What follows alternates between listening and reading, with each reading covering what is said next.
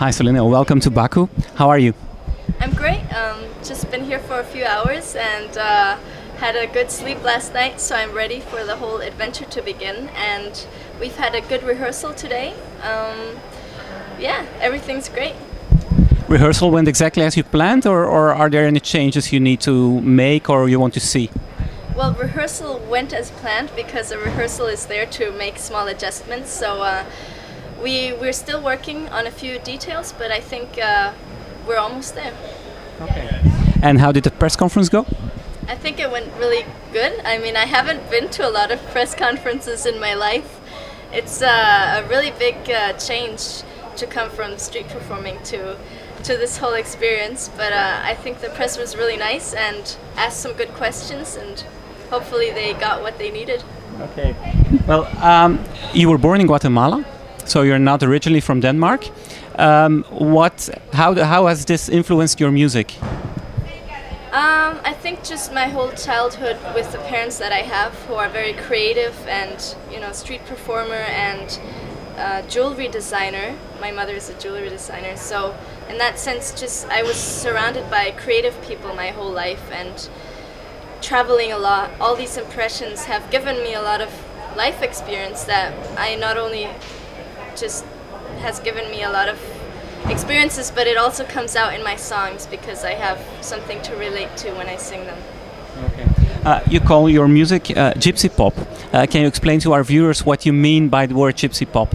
Well, it's pop music, but with a twist, because I had kind of, gypsy you associate with traveling and being a free spirit, and that's pretty much how I grew up, in a camper van traveling from town to town with my parents. And in that sense, I try to take some of that into my music, and it has especially the CD I'm working on now has a lot of the songs have elements of different styles that are kind of mixed, and that's why I call it Gypsy Pop. Okay. When can we expect a new album? I would say in a few months. No, sorry, in a few weeks, hopefully. But we haven't set the release date yet, but we're almost finished. Okay. Will it be released in all of Europe? I guess so. Hopefully. Of course, Denmark and a few more countries. So we'll see. Okay. You've been performing since you were 6. You joined your father when you were 6. He had a one-man band, and you've been performing a lot ever since then. How are you going to use that experience in your performance next Tuesday? Yeah, I mean, just having the experience of performing a lot gives you some kind of security, and hopefully I can take some of that with me when I'm about to perform, so I don't get as nervous.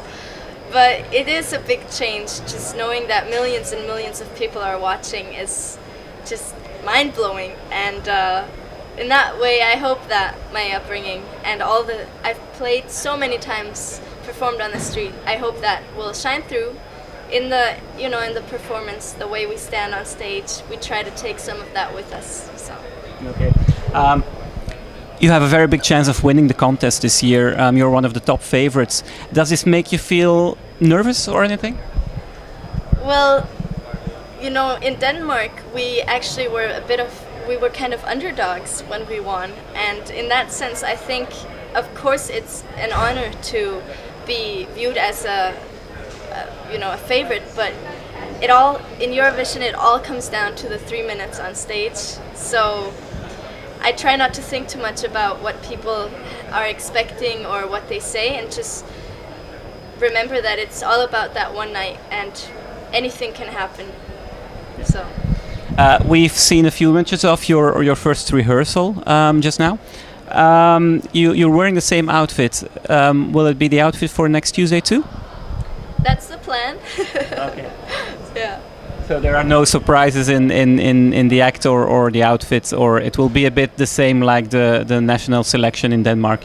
I think it's safe to say that's what's because it worked the first time, so we're kind of keeping it that way. And I still believe that the hat brought me luck in Aalborg, and the whole outfit just is such a part of me now that it would be a shame to change it, and it sticks out from the crowd. So And when you're singing, when you're standing on stage next Tuesday, you'll be performing, you'll be glowing, you'll be sending out a message to Europe. Which message do you want people to remember when they hear your song?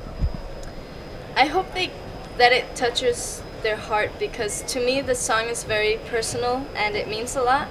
It's about not really knowing what you have until it's gone, and just traveling, and it is a bit melancholic, but it's at the same time it's upbeat and modern. So I hope that people remember it because they really, get touched, and I hope I get that through the television.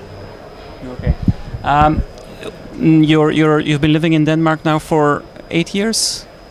12 years. 12 years, actually. Okay, 12 years. So you consider yourself as just a Danish girl?